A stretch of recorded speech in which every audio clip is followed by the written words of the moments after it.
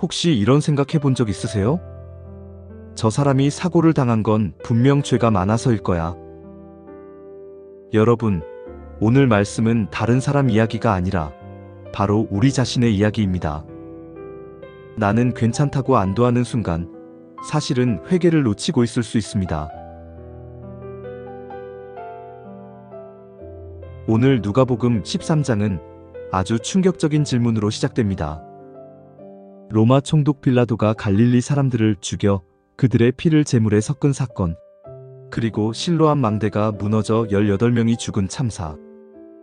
사람들은 속으로 그들이 다른 사람들보다 죄가 더 많아서 이런 일을 당한 걸까? 라고 묻습니다. 하지만 예수님의 대답은 예상을 완전히 뒤엎습니다. 아니다. 너희도 만일 회개하지 않으면 모두 이와 같이 멸망할 것이다. 이어서 열매 맺지 못하는 무화과 나무 이야기, 18년 동안 귀신 들린 여자의 치유, 그리고 겨자씨와 누룩의 비유가 펼쳐집니다. 마지막에는 좁은 문에 대한 엄중한 경고와 예루살렘을 향한 예수님의 애통한 마음까지. 회개와 은혜, 심판과 구원, 절망과 소망. 이 모든 것이 어떻게 하나로 연결되어 있을까요? 오늘 우리는 하나님의 공의와 사랑이 만나는 지점에서 진정한 회개가 무엇인지 깨닫게 될 것입니다. 너희도 만일 회개하지 아니하면 다 이와 같이 망하리라. 그때 마침 몇 사람이 예수님께 와서 빌라도가 갈릴리 사람들의 피를 그들의 제물에 섞은 끔찍한 사건을 알렸습니다. 예배를 드리러 온 사람들이 로마 총독의 명령으로 죽임을 당한 이야기였죠.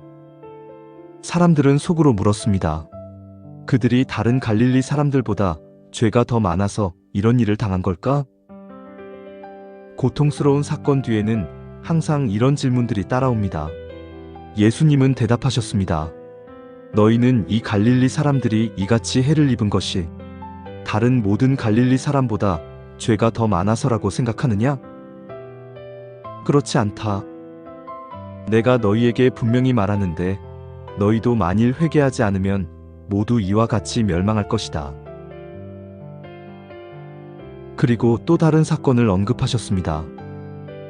또한 실로암에서 망대가 무너져 죽은 18사람이 예루살렘에 사는 다른 모든 사람보다 죄가 더 있다고 생각하느냐? 아니다. 내가 너희에게 다시 말한다. 너희도 만일 회개하지 않으면 모두 이와 같이 멸망할 것이다. 예수님의 대답은 사람들의 예상을 완전히 뒤엎었습니다. 문제는 죽은 사람들의 죄가 아니라 살아있는 우리의 회개였습니다. 다른 사람을 판단할 시간에 자신을 돌아보라는 엄중한 경고였죠.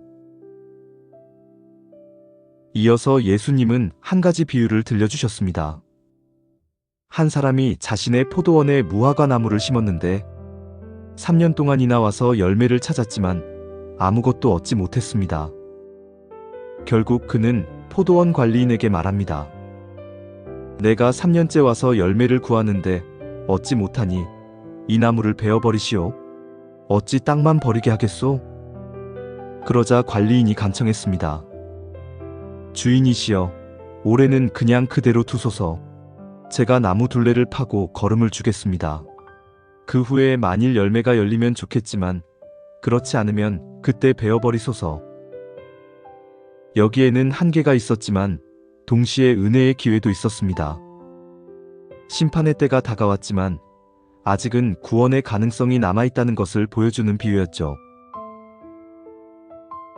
예수님은 비유를 말씀하신 후 실제로 18년 동안 고통받던 여인을 만나셨습니다. 말씀과 현실이 이어지는 장면이었습니다. 안식일에 예수님이 한 회당에서 가르치고 계셨습니다. 그곳에 18년 동안 귀신 들려 고통받고 몸이 굽어 조금도 펴지 못하는 한 여자가 있었습니다. 긴 세월 동안 그녀는 하늘을 제대로 올려다볼 수도 없었죠. 예수님은 그녀를 보시고 가까이 오라고 하셨습니다. 그리고 말씀하셨습니다. 여자여, 네가 내 병에서 놓였다 하시고 그녀에게 손을 얹으시자. 여자는 곧 몸을 펴고 하나님께 영광을 돌렸습니다. 18년 만에 다시 하늘을 바라볼 수 있게 된 순간이었습니다. 하지만 회당장이 화를 내며 사람들에게 말했습니다. 일을 할 수 있는 날은 엿새나 있으니 그동안 와서 병을 고치시오. 안식일에는 하면 안 됩니다. 예수님은 그에게 이렇게 대답하셨습니다. 위선자들아, 너희는 안식일에도 자기 손아나귀를 외양간에서 풀어내어 물을 먹이지 않느냐? 그런데 18년 동안 사탄에게 붙잡혀 있었던 이 아브라함의 딸을 안식일에 이 매임에서 풀어주는 것이 마땅하지 않으냐? 이 말씀에 반대하던 사람들은 모두 부끄러워했고 그 자리에 있던 모든 사람은 예수님께서 하신 영광스러운 일들을 기뻐했습니다. 그 후 예수님은 하나님의 나라를 겨자씨와 누룩의 비유로 말씀하셨습니다. 하나님 나라는 사람이 자기 밭에 가져다 심은 겨자씨 한 알과 같다. 그것이 자라 큰 나무가 되어 새들이 깃들게 된다. 또 하나님 나라는 여자가 가루 서말 속에 넣어 전체에 퍼지게 한 누룩과 같다. 예수님은 여러 마을을 다니며 가르치시고 예루살렘으로 향하고 계셨습니다. 그때 어떤 사람이 물었습니다. 주님, 구원받는 사람이 적은가요? 예수님은 대답하셨습니다. 좁은 문으로 들어가기를 힘쓰라. 구하려 해도 못 들어가는 자가 많으리라. 주님과 함께 먹고 마셨다라고 말해도 진정한 관계가 없다면 나는 너희를 알지 못한다는 답을 듣게 될 것입니다. 그리고 놀라운 말씀을 덧붙이셨습니다. 너희는 아브라함과 이삭과 야곱 그리고 모든 선지자들이 하나님 나라에 있는 것을 보겠지만 너희는 밖으로 쫓겨나서 거기서 슬피 울며 이를 갈게 될 것이다. 동서남북에서 온 사람들이 하나님 나라 잔치에 참여하게 될 것이다. 보라, 나중된 자로서 먼저 될 자도 있고 먼저 된 자로서 나중될 자도 있다. 바로 그때 어떤 바리새인들이 예수님께 와서 헤롯이 당신을 죽이려고 하니 이곳을 떠나라고 하였습니다. 예수님은 헤롯을 여우라고 가리키며 선지자가 예루살렘 밖에서는 죽는 법이 없다고 말씀하심으로써 당신의 사역을 멈추지 않겠다고 말씀하셨습니다. 그리고 예루살렘을 향한 애통한 마음을 드러내셨습니다. 예루살렘아, 너는 선지자들을 죽이고 너에게 보낸 자들을 돌로 치는구나. 암탉이 제 새끼를 날개 아래로 모으려 했던 것처럼 내가 너의 자녀들을 모으려 한 일이 몇 번이냐? 그러나 너희가 원하지 아니하였구나. 보라, 너희의 집이 버려져 황폐하게 될 것이다. 너희가 주의 이름으로 오시는 이를 찬송하리로다라고 말할 때까지는 나를 다시 보지 못할 것이다. 여러분, 이 모든 이야기들이 우리에게 무엇을 전하고 있을까요? 누가복음 13장이 우리에게 전하는 깊은 메시지는 진정한 회개와 하나님의 은혜에 대한 것입니다. 13장은 우리의 잘못된 생각을 바로잡는 것으로 시작합니다. 빌라도에게 죽임당한 갈릴리 사람들과 실로암 망대에 깔려 죽은 사람들의 이야기를 통해 예수님은 고통과 죄의 관계에 대한 우리의 편견을 깨뜨리십니다. 사람들은 그들이 더 죄가 많아서 그런 일을 당했을 것이라고 생각했지만 예수님은 그것이 아니라고 분명히 하십니다. 이는 현대인들에게도 여전히 중요한 메시지입니다. 우리는 다른 사람의 불행을 보며 은밀히 안도하곤 합니다. 나는 저렇게 살지 않으니까 괜찮을 거야. 하지만 예수님은 이런 우리의 태도를 정면으로 반박하십니다. 문제는 다른 사람의 죄가 아니라 내 자신의 회개입니다. 무화과 나무 비유는 하나님의 공의와 은혜가 함께 있음을 보여줍니다. 3년 동안 열매가 없었다면 당연히 베어버려야 합니다. 하지만 포도원 관리인은 1년 더 기회를 달라고 간청합니다. 이것이 하나님의 마음입니다. 심판이 있지만 은혜의 기회도 주시는 것입니다. 여기서 중요한 것은 땅을 파고 거름을 준다는 표현입니다. 단순히 시간만 더 주는 것이 아니라 우리가 열매 맺을 수 있도록 적극적으로 환경을 개선하고 도움을 주시겠다는 뜻입니다. 하나님의 은혜는 소극적이지 않습니다. 우리가 열매 맺을 수 있도록 모든 도움을 주십니다. 18년 동안 고통받던 병자의 치유는 하나님의 긍휼과 종교적 형식주의의 대조를 보여줍니다. 예수님은 그녀를 아브라함의 딸이라고 부르며 존재 가치를 확인시켜 주십니다. 하지만 회당장은 안식일이라는 규칙에만 매몰되어 있었습니다. 사람보다 규정이 더 중요했던 것이죠. 예수님의 반박은 날카롭습니다. 손아나기도 안식일에 물을 먹이는데 18년이나 고통받던 하나님의 딸을 고쳐주는 것이 왜 잘못인가? 진정한 안식일의 정신은 생명을 살리고 자유를 주는 것입니다. 겨자씨와 누룩의 비유는 하나님 나라의 성장 원리를 보여줍니다. 겨자씨는 작지만 큰 나무가 되어 새들이 깃들 수 있고, 누룩은 적은 양이지만 온 반죽을 변화시킵니다. 하나님 나라는 이렇게 작고 보잘것없는 것에서 시작되어 큰 영향력을 미칩니다. 좁은 문에 대한 가르침은 구원의 진지함을 보여줍니다. 힘쓰라는 표현은 운동선수가 경기에서 최선을 다하는 것과 같은 강도를 의미합니다. 구원은 값없이 주어지지만 진지하게 추구해야 합니다. 함께 먹고 마셨다는 형식적인 관계로는 충분하지 않습니다. 진정한 관계가 필요합니다. 예루살렘을 향한 예수님의 애통은 하나님의 마음을 보여줍니다. 암탉이 제 새끼를 날개 아래로 모으려 한 것처럼이라는 표현에는 깊은 사랑과 아픔이 담겨 있습니다. 하나님은 우리를 강제로 구원하지 않으십니다. 사랑으로 초대하시지만 우리의 자유의지를 존중하십니다. 결국 13장이 전하는 메시지는 기회의 소중함입니다. 회개할 기회, 열매 맺을 기회, 치유받을 기회, 하나님 나라에 들어갈 기회. 이 모든 기회들이 영원히 주어지는 것은 아닙니다. 바로 지금이 은혜의 때입니다. 사랑하는 여러분, 이 깊은 이야기들을 오늘 우리 일상에서 어떻게 살아낼 수 있을까요? 먼저 다른 사람을 판단하는 마음을 내려놓아야 합니다. 빌라도 사건이나 실로암 망대 사건을 통해 예수님께서 보여주셨듯이 다른 사람의 불행을 보며 내가 아니라서 다행이다, 저 사람이 죄가 많아서 그런가 보다라고 생각하는 것은 위험합니다. 오늘 누군가의 어려움을 볼 때 판단하지 말고 오히려 나 자신을 돌아보는 시간으로 삼아보세요. 진정한 회개의 시간을 가져보시기 바랍니다. 예수님께서 2번이나 강조하신 너희도 만일 회개하지 아니하면 모두 이와 같이 멸망할 것이다라는 말씀을 가볍게 넘기지 말아야 합니다. 회개는 단순히 죄를 뉘우치는 것을 넘어 삶의 방향을 완전히 바꾸는 것입니다.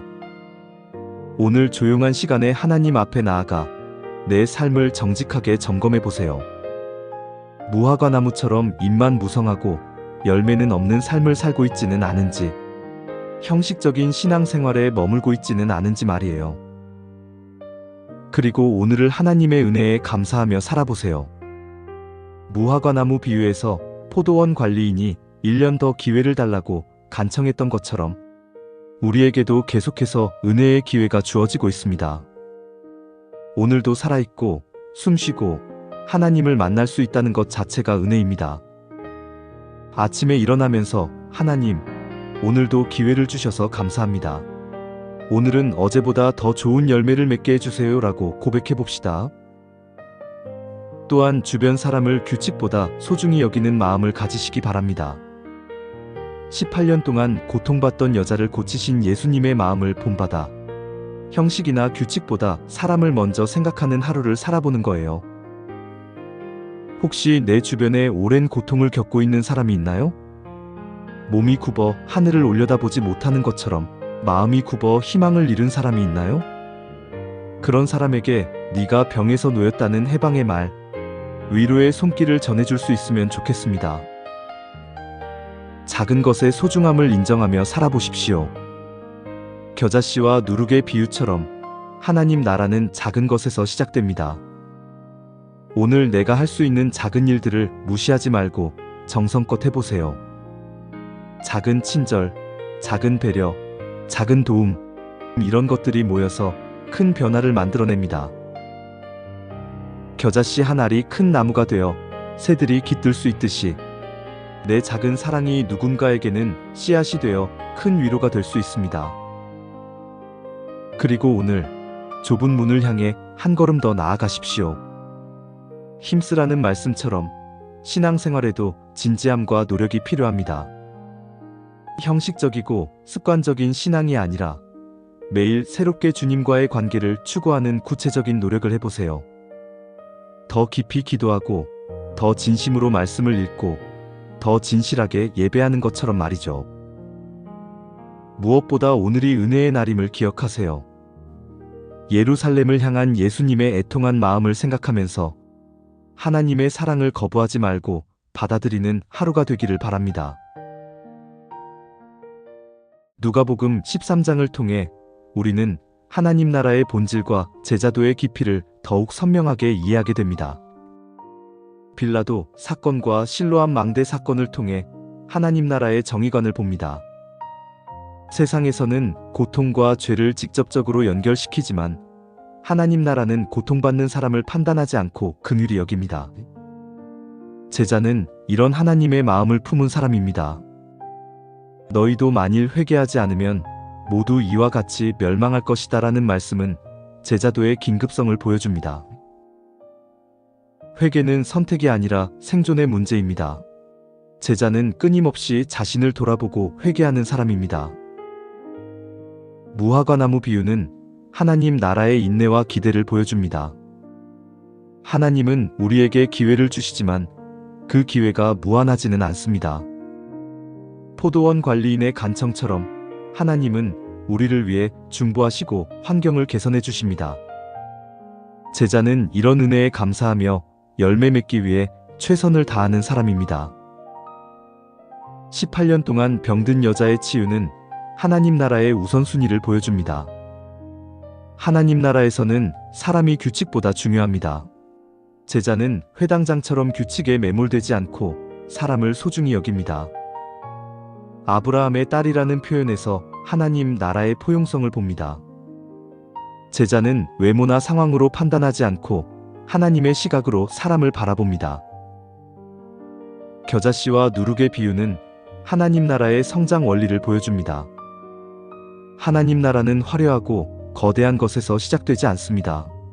가장 작고 보잘것없는 것에서 시작되어 놀라운 영향력을 미칩니다. 제자는 작은 것을 무시하지 않습니다. 작은 순종, 작은 사랑, 작은 섬김이 큰 변화를 만들어낸다는 것을 압니다. 좁은 문에 대한 가르침은 제자도의 진지함을 요구합니다. 제자도는 편안하고 안일한 것이 아니라 힘쓰라는 명령처럼 진지한 추구와 노력이 필요합니다.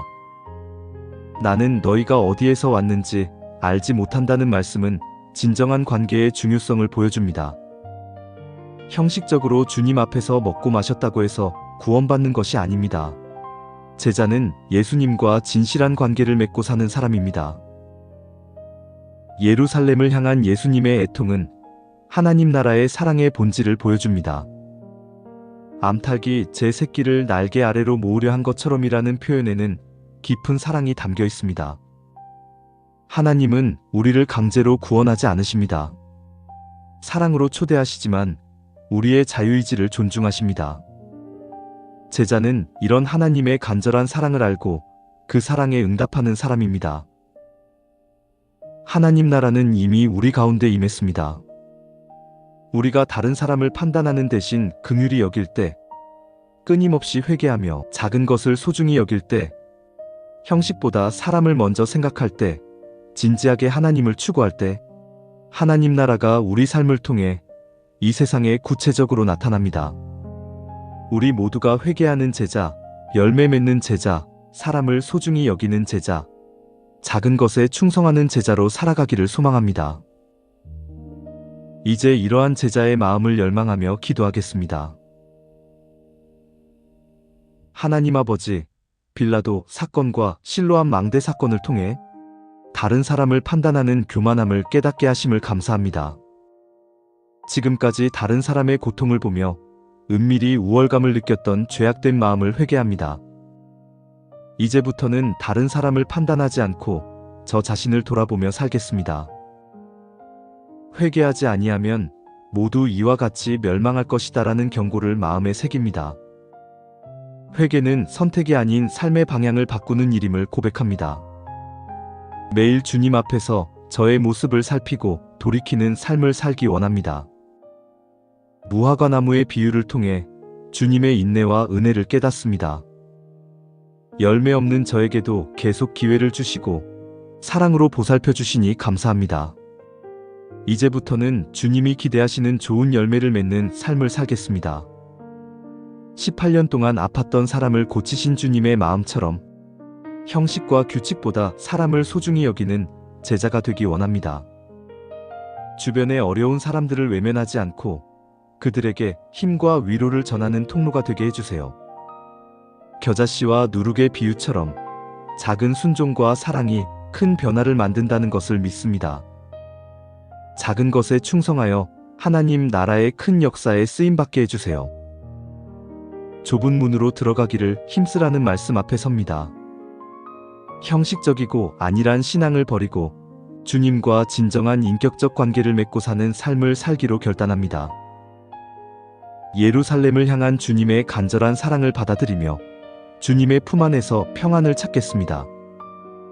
오늘부터 회개하는 마음, 열매 맺는 삶, 사람을 소중히 여기는 마음으로 살아가기로 헌신합니다. 받은 은혜에 감사드리며 평생 주님만을 따르겠습니다. 주 예수님의 이름으로 기도드립니다. 아멘.